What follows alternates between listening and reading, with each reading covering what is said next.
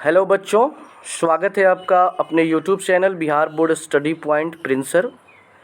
आज की क्लास में हम लोग क्लास 10th का सब्जेक्ट फिज़िक्स पढ़ने वाले हैं, जिसमें हम इसका चैप्टर 1 का पार्ट 8 यानी कि भाग 8 पढ़ने वाले हैं। अभी तक हम लोगों ने इस चैप्टर का पार्ट 1 से लेकर 7 तक कंप्लीट कर लिया है। तो यदि आपने उसको नहीं देखा है तो एक बार चैनल के प्लेलिस्ट में जाएं या डिस्क्रिप्शन में दिए गए चैनल के प्लेलिस्ट में क्लिक करें, लिंक को डायरेक्ट प्लेलिस्ट में जाएं और वहां से पहले आप लोग पार्ट 1 से लेकर 7 तक कंप्लीट पढ़ लें, समझ लें और उसका नोट्स तैयार कर लें, क्योंकि आपके एग्ज़ाम में इससे कुछ भी बाहर नहीं आने वाला है। आप किसी भी कोचिंग स्कूल में जाएंगे तो इससे ज़्यादा कुछ नहीं होने वाला है। उस वीडियो को देखने के बाद आपको समझ में आ जाएगा कि इससे ज़्यादा कुछ होता नहीं है। तो यहाँ पे चैप्टर हमारा चल रहा है प्रकाश का परावर्तन, जिसको अंग्रेजी में कहते हैं रिफ्लेक्शन ऑफ लाइट। साथ ही साथ डिस्क्रिप्शन में जा कर के आप लोग वहाँ से उसका टेलीग्राम, व्हाट्सएप, फेसबुक, इन सारे चीज़ों से आप लोग जुड़ सकते हैं। तो चलिए आज का क्लास आगे बढ़ाते हैं और देखते हैं कि आज का हमारा क्वेश्चन क्या है और उसको समझने का प्रयास करते हैं। जैसा कि पिछले क्लास में हम लोगों ने पढ़ा था कि अवतल दर्पण में प्रतिबिंब 6 प्रकार से बनता है और 6 प्रकार के बारे में हमने चित्र के साथ पढ़ा और हमने ये भी बताया कि कल की क्लास में हम लोग जानेंगे उत्तल दर्पण में प्रकार से, उन्हीं के बारे में आज के क्लास में चर्चा होगी। साथ ही साथ हम ये पढ़ेंगे कि उत्तल दर्पण और अवतल दर्पण के उपयोग कहाँ और कैसे होते हैं। फिर आवर्धन के बारे में भी चर्चा की जाएगी। तो इन सारी टॉपिक्स को आज इस क्लास में कवर किया जाएगा। सो इन सारे चीज़ों को देखने के लिए कंटिन्यू जुड़े रहें। तो हमारा प्रश्न है कि उत्तल दर्पण में प्रतिबिंब कितने प्रकार के बनते हैं, सचित्र वर्णन करें। तो उत्तर में लिखेंगे कि उत्तल दर्पण में प्रतिबिंब मुख्यतः 2 प्रकार के बनते हैं। जैसा कि हमने पढ़ा है कि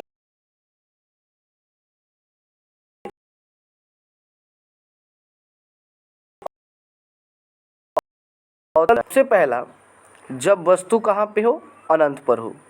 तो जब वस्तु कहाँ पर होती है, अनंत पर, तो ये प्रतिबिंब कब, कैसे और कहाँ बनता है, चलिए उसको समझते हैं। तो हम कहेंगे कि जब वस्तु अनंत पर स्थित होता है तो प्रतिबिंब दर्पण के, हमेशा याद रखिएगा, उत्तल दर्पण में प्रतिबिंब हमेशा दर्पण के पीछे बनता है, इसलिए ये काल्पनिक होता है। जो काल्पनिक होगा, और मैंने ये भी बताया है कि जो काल्पनिक होता है वो सीधा होता है और जो वास्तविक होता है वो उल्टा होता है, और ये वस्तु से बहुत ही छोटा होता है।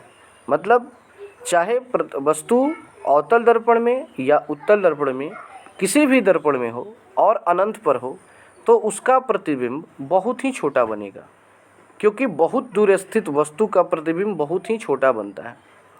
अगर हम बात कर लें इसके फिगर की, तो आइए हम इसका फिगर बना करके आपको दिखाते हैं कि कैसे कैसे आप इसका फिगर दिखाएंगे कि पीछे की ओर बनता है। यहाँ पे आप देख लीजिए, मान लीजिए कि ये एक दर्पण है, एक उत्तल दर्पण है, जिसको अंदर से कलई किया गया है। आपको तो पता ही है कि उत्तल दर्पण को अंदर से कलई किया जाता है, ये पिछले क्लास में हो चुका है। और यहाँ पे ये इसका जो है वो मुख्य अक्ष है, ठीक है। प्रकाश की किरण जो है वो यहाँ से आती है और यहाँ पे टकराती है। टकराने के बाद क्या होता है कि उसी दिशा में लौट जाती है, क्योंकि प्रकाश के परावर्तन का नियम क्या है कि प्रकाश की किरण जिस दिशा से आती है फिर उधर ही लौट जाती है। फिर ये प्रकाश की किरण यहाँ पे गई, टकराई, और टकराने के बाद पुनः इसी दिशा में क्या हो जाएगी, लौट जाएगी। लेकिन इसमें क्या होगा ना कि यहाँ से डॉट डॉट हो करके पीछे की तरफ फोकस से गुजरेगी। डॉट डॉट होते हुए कहाँ से गुजरेगी, फोकस से गुजरेगी। समझ गए ना। तो यहाँ पे हम कहेंगे कि जब वस्तु अनंत पर हो, वस्तु कहाँ पर हो, अनंत पर हो, तो प्रतिबिंब दर्पण के पीछे फोकस पर बनता है, जो काल्पनिक, सीधा और वस्तु से बहुत ही छोटा है। अब यहाँ पता नहीं है कि वस्तु कितनी बड़ी है, कहाँ पर है, लेकिन इसका प्रतिबिंब यहाँ पे एकदम छोटा सा एकदम पॉइंट बनेगा आपका। तो ये पिक्चर आप लोग क्या कर लीजिए, बना लीजिए, ये आपका रहेगा। कुछ देर के लिए मैं रोक देता हूँ, स्क्रीनशॉट भी आप ले सकते हैं।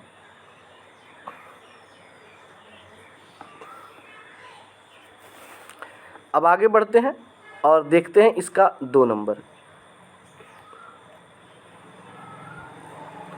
2 नंबर है कि जब वस्तु ध्रुव और अनंत के बीच हो।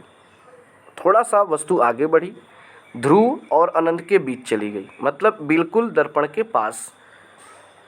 तो कहेंगे कि जब वस्तु ध्रुव और अनंत के बीच हो तो प्रतिबिंब दर्पण के पीछे। ये भी प्रतिबिंब कहाँ बनता है, दर्पण के पीछे बनता है, लेकिन कहाँ पर बनता है, तो फोकस और ध्रुव के बीच ही बनेगा। मतलब वस्तु जो है वो अनंत और ध्रुव के बीच है, लेकिन प्रतिबिंब जो बनेगा वो फोकस और ध्रुव के बीच बनेगा, जो क्या होगा, काल्पनिक होगा, सीधा होगा और वस्तु से छोटा होगा। मतलब पहले वाले की अपेक्षा थोड़ा सा बड़ा होगा, बट वस्तु से छोटा ही होगा। क्योंकि आपको ये पता होना चाहिए, और मैंने पहले बताया भी है कि उत्तल दर्पण में प्रतिबिंब कभी भी वस्तु के बराबर या उससे बड़ा नहीं बनता है, हमेशा उससे छोटा ही बनता है। तो चलिए इसका हम फिगर बना करके आपको दिखाते हैं, ध्यान से आप लोग देखेंगे। फिगर जब भी बनाइएगा आप अपने नोट्स में, तो उसको हमेशा आप लोग बनाइएगा किस चीज़ से, तो पेंसिल से बनाइएगा। अगर आप इसका पीडीएफ लेना चाहते हैं तो टेलीग्राम से ज़रूर जुड़ें और मेरे व्हाट्सएप पे मैसेज करें, तो आपको तुरंत ही इसका पीडीएफ मिल जाएगा। सबसे पहले क्या करेंगे, एक हम दर्पण बनाएंगे,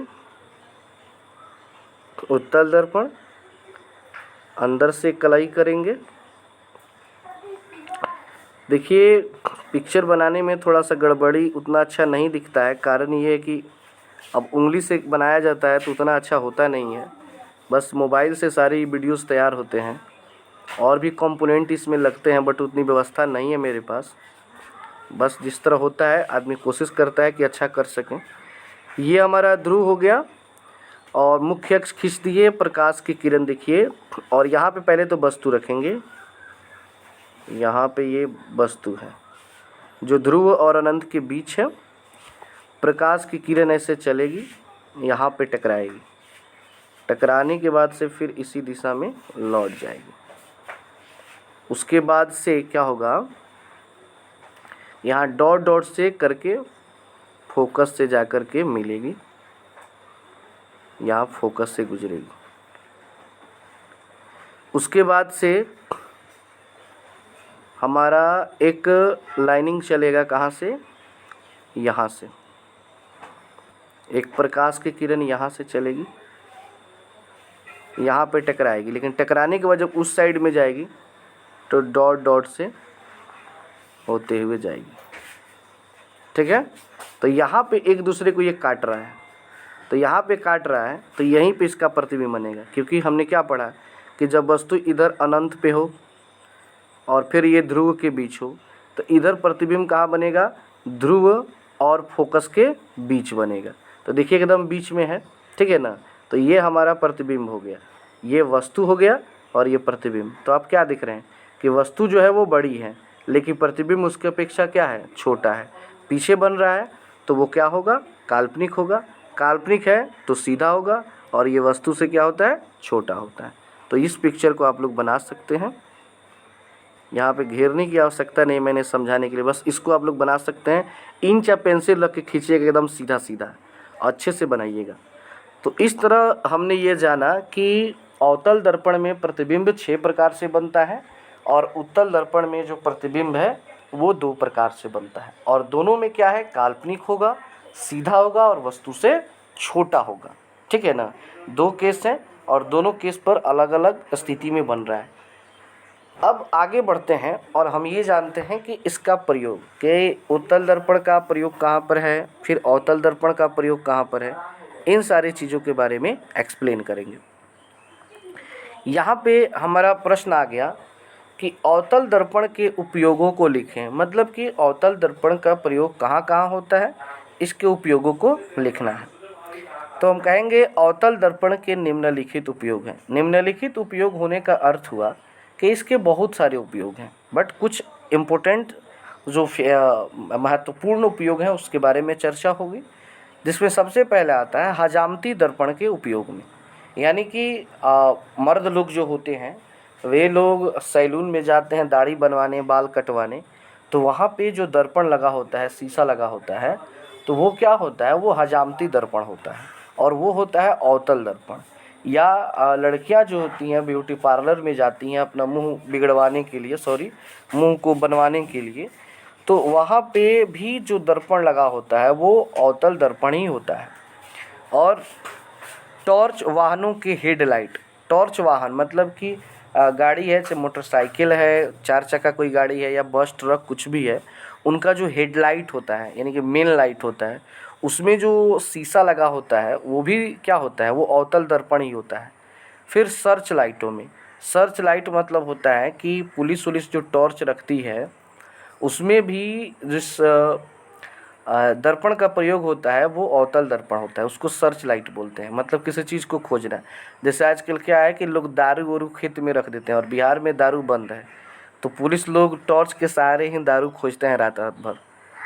तो इन सारी चीज़ों में अवतल दर्पण का प्रयोग होता है। फिर है रोगियों के नाक, नाक, कान, गला, दांत, नाक है, कान है, गला है, दांत है आदि की जांच के लिए।